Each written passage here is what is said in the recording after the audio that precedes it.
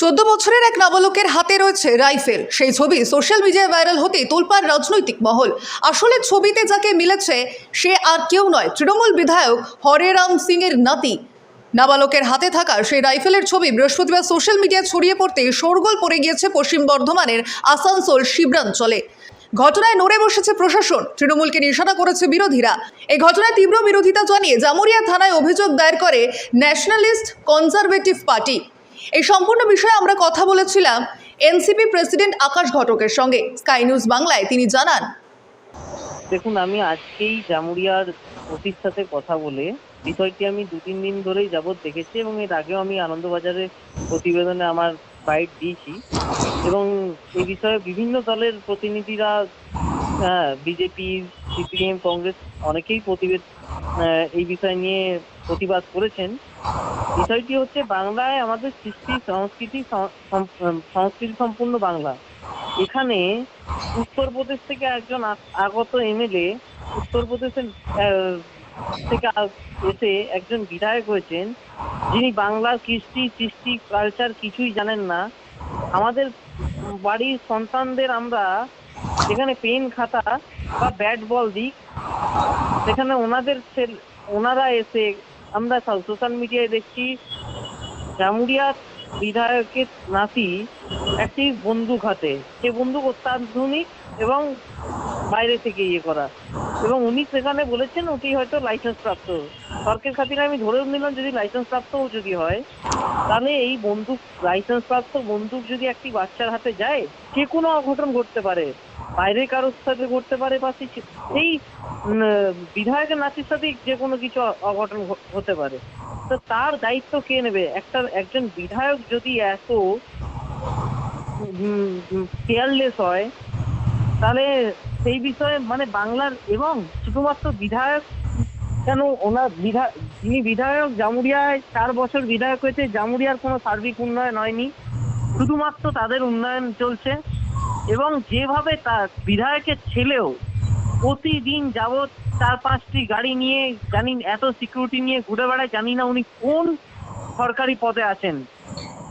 দেখুন, ভুলবশত হোক একটি ছেলের ওই নাতির ইনস্টাগ্রাম দেখলেই বোঝা যাবে, যেখানে প্রতিদিন তাদের 3-4টে গাড়ি যাওয়া, তার ভিডিও আপলোড করা, যে অধ্যত্বপূর্ণ যে বিষয়টি তার নাতির ইনস্টাগ্রাম অ্যাকাউন্টে গেলে দেখা যাবে।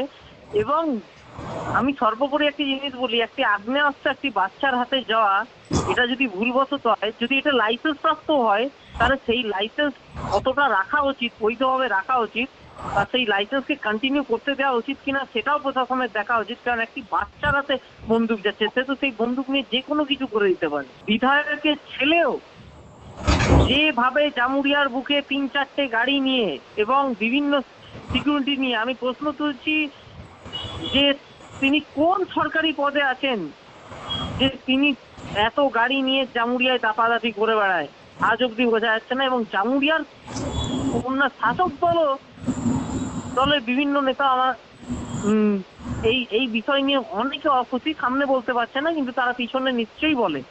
এর পাশাপাশি আমরা এই গোটা ঘটনাকে কেন্দ্র করে কথা বলেছিলাম স্টেট কমিটি মেম্বার কৃষ্ণেন্দু মুখার্জির সঙ্গে। তিনি ঠিক কি বললেন শুনুন।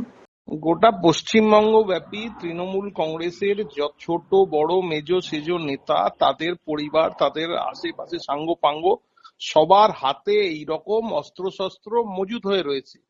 এ তো একটা ছোট একটা ঘটনা, সেটাই বাচ্চা ছেলেটা ও রাইফেল নিয়ে দেখিয়েছে।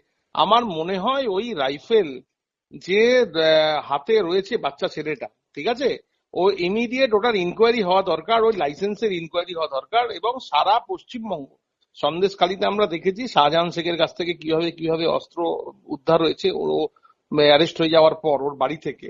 এবং আমার মনে হয় এই অবৈধ অস্ত্রের মজুদ সারা পশ্চিমবঙ্গ ব্যাপী তৃণমূল কংগ্রেসের কাছে রয়েছে। এইরকম মাঝে মাঝেই আপনি দেখবেন বিভিন্ন, এটা তো একটা আনফরচুনেট ঘটনা, রেকর্ড হয়ে গেছে, ভিডিওটা বেরিয়ে গেছে, এরকম প্রচুর খুঁজলে ভিডিও পাওয়া যাবে যেখানে এইরকম ঘরের ছেলে, ঘরের বাচ্চারা ওই রকম অস্ত্র শস্ত্র নিয়ে, বাড়ির বেআইনি অস্ত্র নিয়ে লাফালাফি করছে। এইগুলোর ইনকোয়ারি হওয়া দরকার। এইসব লাইসেন্স যে তৈরি হচ্ছে, কোথা থেকে তৈরি হচ্ছে, কারাই লাইসেন্স তৈরি করছে, সেগুলো রিনিউয়াল কিভাবে হচ্ছে, সেগুলো বাইরের স্টেটে নর্থ ইস্ট থেকে তৈরি হচ্ছে, আসানসোলের বুকে সেগুলো রিনিউয়াল হচ্ছে, এরকম ঘটনা আকসার আছে, প্রচুর আছে, জুড়ি জুড়ি আছে। এটা একটা হিমশৈলের চূড়া মাত্র, যেটা আমরা দেখেছি সেটা হিমশৈলের চূড়া মাত্র।